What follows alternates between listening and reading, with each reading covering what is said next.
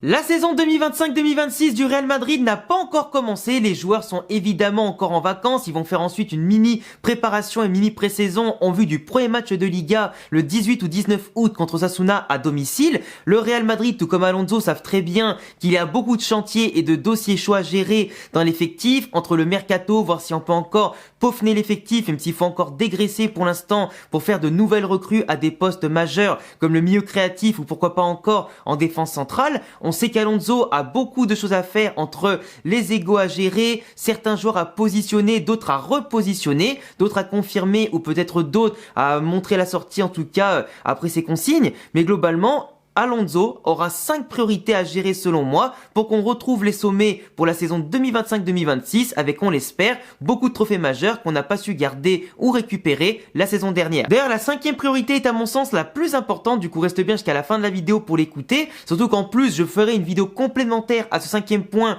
si t'es chaud d'avoir plus de détails et d'analyses. Et oublie pas de t'abonner pour pas manquer ça si t'es fan du Real Madrid, du football et bien sûr de mes analyses, ça fait toujours plaisir de voir que la communauté s'agrandit de plus en plus, on va tenter de viser les 200 000 abonnés en 2026. Merci à tous. D'ailleurs, pour ceux qui sont sur téléphone, apparemment, il y a un bouton booster qui doit apparaître en dessous des vidéos maintenant qui viennent de sortir. Si vous appuyez dessus, ça fait gagner des points à ma vidéo pour qu'elle soit plus recommandée. Donc si jamais vous avez la fonction booster, appuyez dessus, c'est comme mettre un pouce bleu, ça vous coûte rien, ça prend 2 secondes et moi ça m'aide en tout cas beaucoup. Première priorité de Xabi Alonso au Real Madrid pour la saison prochaine, c'est évidemment d'instaurer une méritocratie et une compétitivité importante, mais au-delà de ça, d'améliorer la défense en choisissant une défense titulaire presque dès le départ et en sachant pertinemment que la défense est quand même un chantier extrêmement chaud qui nous a coûté des matchs, des points et des compétitions toute la saison dernière. On sait que Xabi Alonso a eu quand même plus de clémence de la part du club en lui offrant des recrues qu'on a refusé à Ancelotti quand t'avais la moitié de la défense qui était blessée, t'as des jeunes qui ont dû monter, t'as des milieux qui ont dû descendre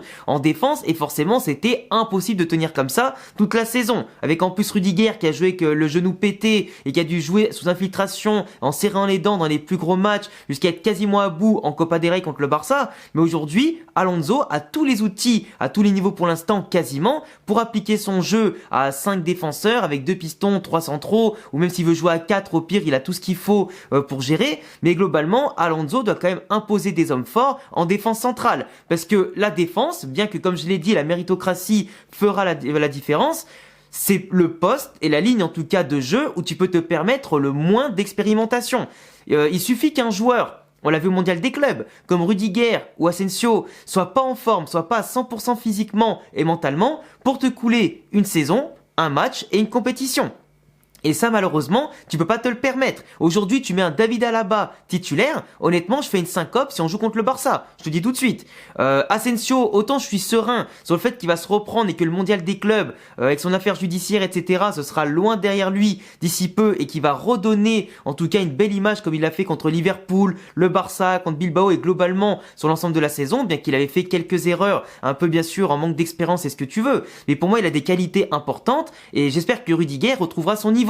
Bien que Rudiger m'énerve énormément, au-delà de sa blessure et son manque de rythme, c'est un mec qui te sort toujours de sa position, qui tactiquement est beaucoup trop fou et instable, qui va presser les joueurs adverses au lieu de rester sur la ligne défensive et des fois on prenait trop de buts et d'occasions parce qu'il désertait la défense au lieu de laisser les milieux de terrain justement s'occuper du porteur du ballon. Et aujourd'hui, dans le système d'Alonso, tu as besoin de rigueur et de stabilité. Özcan, il a montré l'exemple dès le début dans le mondial des clubs. Le seul match où il était pas là, on s'est fait bouffer. Je dis pas que s'il avait été là contre le PSG, on n'aurait pas subi autant. Mais en tout cas, on n'aurait pas pris les 2 premiers buts si c'était lui à ces postes-là. Ça c'est clair et net.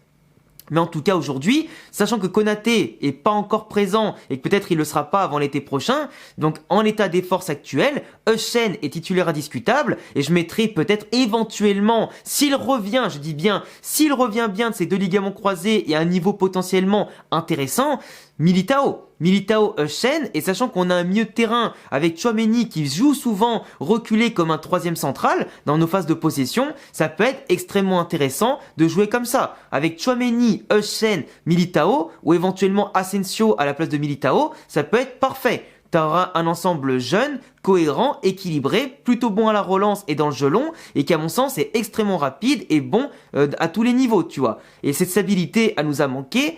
Des rampes de lancement, ça nous a manqué, de la créativité depuis derrière, ça nous a manqué, et des gens qui respectent la tactique, s'ils sont bien sûr à plein niveau et qui font pas de boulettes, ça peut être très bien. Sauf qu'aujourd'hui, évidemment, Konaté, dans la balance, s'il vient, c'est titulaire indiscutable au niveau de la stabilité, sérénité, vitesse, puissance, expérience. Le mec, il sera titulaire indiscutable. Mais aujourd'hui, en l'état actuel, moi, je jouerais comme ça. Avec Tchouaméni qui redescend en défense centrale avec Militao ou Asensio et surtout Euchen titulaire.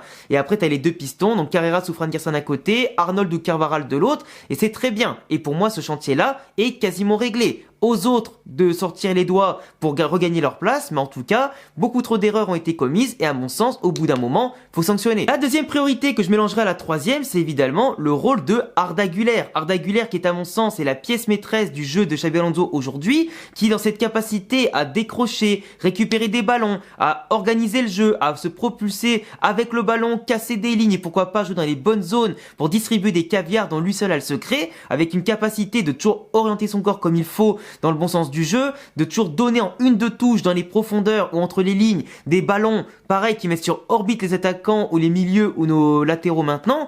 Et aujourd'hui, Arda Güler ne doit plus sortir du 11. Évidemment, il faut encore qu'il prouve ce qu'il a montré au Mondial des clubs sur le court, le moyen et le long terme. Mais aujourd'hui, Arda Güler, au-delà de la déception qu'il peut avoir de ne pas avoir récupéré le numéro 10 de Modric, doit prouver sur le terrain que le vrai numéro 10 en tant que tel, c'est lui de base. Tout comme Pedri au Barça qui est capable d'organiser, d'attaquer, de défendre et de compléter à merveille, de bonifier le jeu des autres, Arda Güler, il a le talent pour faire la même chose. Et c'est exactement ce que j'attends de lui, bonifier le jeu, tout comme ses coéquipiers, et en tout cas être décisif, et je suis persuadé que dans ce système-là, il fera 15, 20 ou peut-être 25 passes décisives dans la même saison. Et vous allez voir qu'il va être totalement titanesque. S'il joue bien, et qu'en plus il continue de progresser en défense et dans le jeu sans ballon, mais on va avoir une arme turque titanesque et ultra complète, comme on peut avoir déjà avec Jude Bellingham, tu vois. Et Arda Güler, à mon sens, il a des éléments de projection impressionnants. Et la confiance que lui donne Alonso contrairement à Ancelotti, ça fait la différence. On voit un joueur libéré qui se fait plaisir et qui aujourd'hui n'a pas peur de combiner, de tirer, de finir, d'être à la construction comme la finition et globalement il rayonne. Et tout comme la Turquie a une belle génération avec Arda Güler, avec aussi le joueur notamment de la Juventus et plein d'autres, bah aujourd'hui Arda doit montrer que le Real a eu raison de compter sur lui et c'est maintenant ou jamais à mon sens. De l'autre côté, on sait très bien que Jude Bellingham ne sera pas là jusqu'au mois d'octobre, avec les différentes trêves, etc. Il va rater une dizaine de matchs environ. Mais aujourd'hui, on a un milieu de terrain qui, comme je l'ai dit, si Tchouaméni redescend comme un troisième central, si Valverde occupe bien sûr la poste, puisqu'il est titulaire indiscutable en tant que capitaine aussi, et leader vaillant évidemment sur le terrain avec Arda, il manque un troisième milieu de terrain.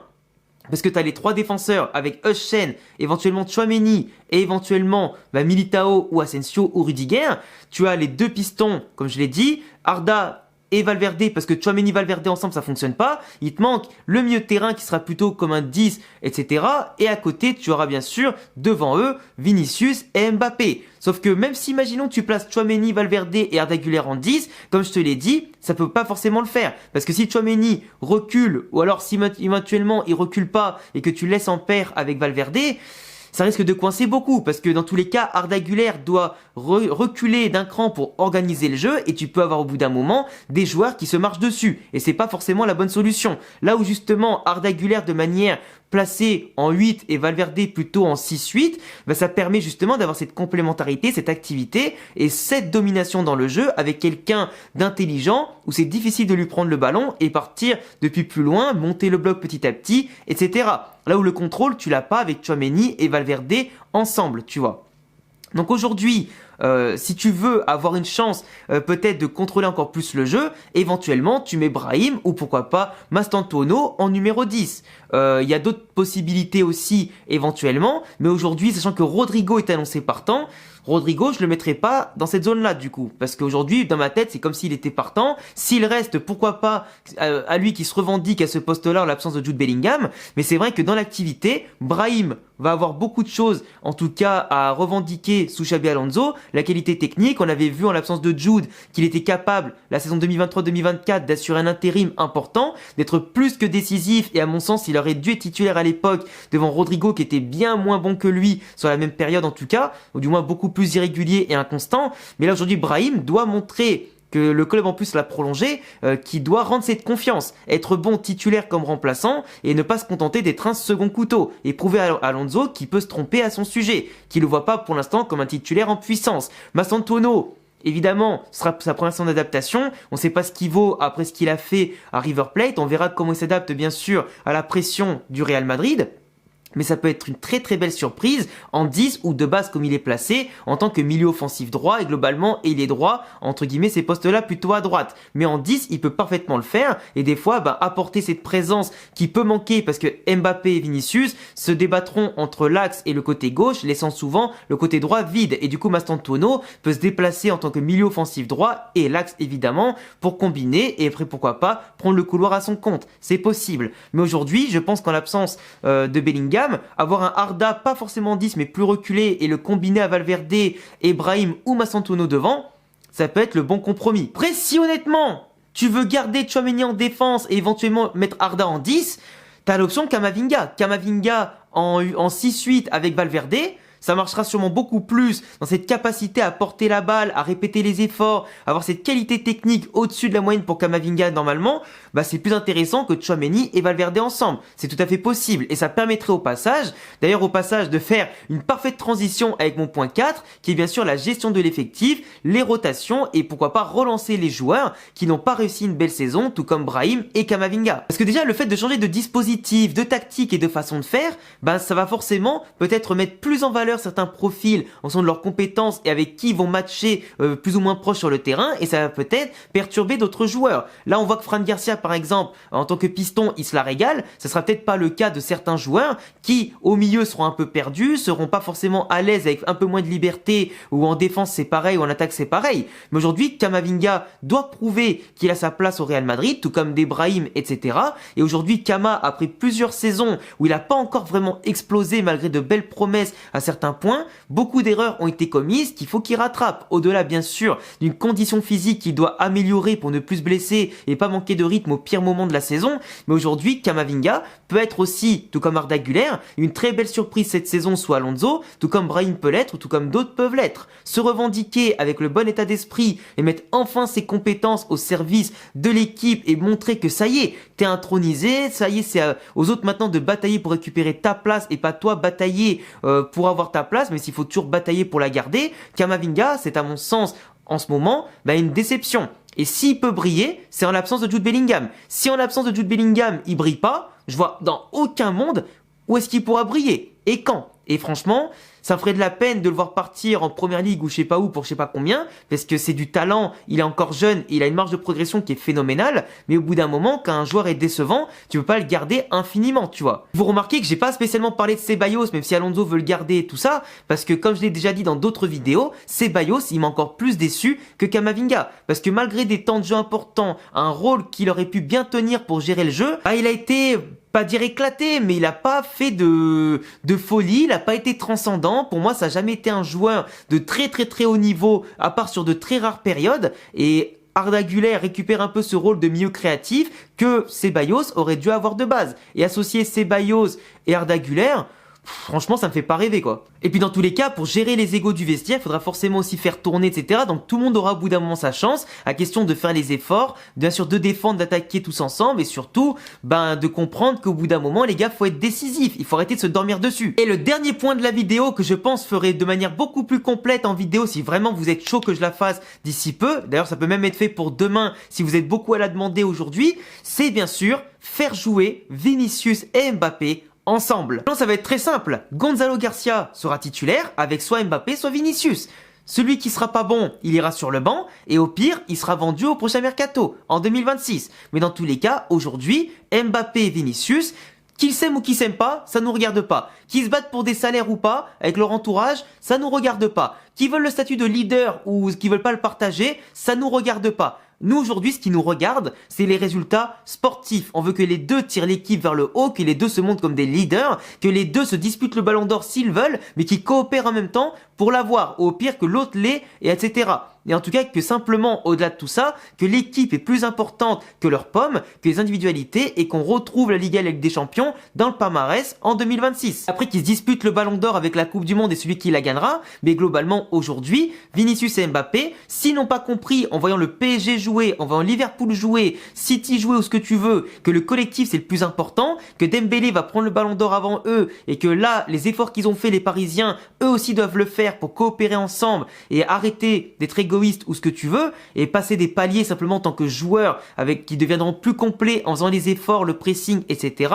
Et pas en disant, si lui le fait pas, moi je le fais pas non plus, et en boudant comme des gamins. Aujourd'hui, Vinicius et Mbappé devront jouer ensemble et faire les efforts. S'ils font pas les efforts, les 4 autres priorités que je vous ai dit tout à l'heure, elles seront invalidées. Et tu peux mettre 10 priorités si tu veux, sans priorité. Si les 2 attaquants et donc 2 joueurs sur 11 ne font pas les efforts, on est mort. Et moi, j'ai ma petite idée sur comment Xabi Alonso fera jouer Vinicius et Mbappé ensemble. Je peux te faire une vidéo d'analyse tactique et de tableau noir pour te montrer comment c'est possible, avec évidemment des côtés hypothétiques, mais aujourd'hui, il y a quand même des choses factuelles dans le football qui peuvent aider des profils similaires et complémentaires pour jouer ensemble. Mais aujourd'hui, en tout cas, si jamais ça t'intéresse, tu me le dis, mais je pense qu'on sera tous d'accord pour le dire, faire jouer ce duo au plus haut niveau ensemble, ça peut être exceptionnel.